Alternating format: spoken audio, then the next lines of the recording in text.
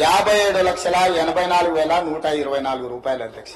శాసనసభ్యుడిగా ప్రతిపక్ష నాయకుడిగా డిసెంబర్ 1, 2023 నుంచి ఫిబ్రవరి 28, 2025 వరకు ఈ దాదాపుగా 15 నెలలలో వాళ్ళు తీసుకున్న ప్రభుత్వం సొమ్ము, జీత భత్యాలు, శాసనసభ్యులు కూడా ప్రభుత్వ ఉద్యోగ అధ్యక్ష తమకు తెలుసు కదా, సుప్రీంకోర్టు తీర్పిచ్చింది. వారు 57,84,124 రూపాయలు జీత భత్యాలు తీసుకున్నారు అధ్యక్ష.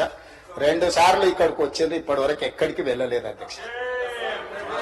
ప్రభుత్వ జీత భత్యాలు తీసుకొని ప్రజల్ని గాలికి వదిలేసి తెలంగాణ రాష్ట్రాన్ని కర్మకు వదిలేసిన ప్రధాన ప్రతిపక్ష నాయకుడు ఈ రోజు వాళ్లను ఇట్లా తయారు చేసి రేబిస్ వ్యాక్సిన్ రియాక్షన్ వచ్చినట్టుగా వాళ్ళు వ్యవహరిస్తుంటే ఏం చెప్పాలి అధ్యక్ష?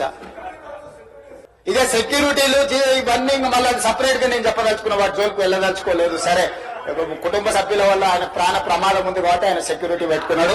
సరే, అది సహజంగా, అందుకే ఆయన దూరంగా ఉంటున్నాడు వాళ్లకు చుట్టూ పోలీసు పహారాల మధ్య అధ్యక్ష. సరే, అది వారి సమస్య అనుకోండి, నేను దాని జోలికి వెళ్ళదలుచుకోలేదు.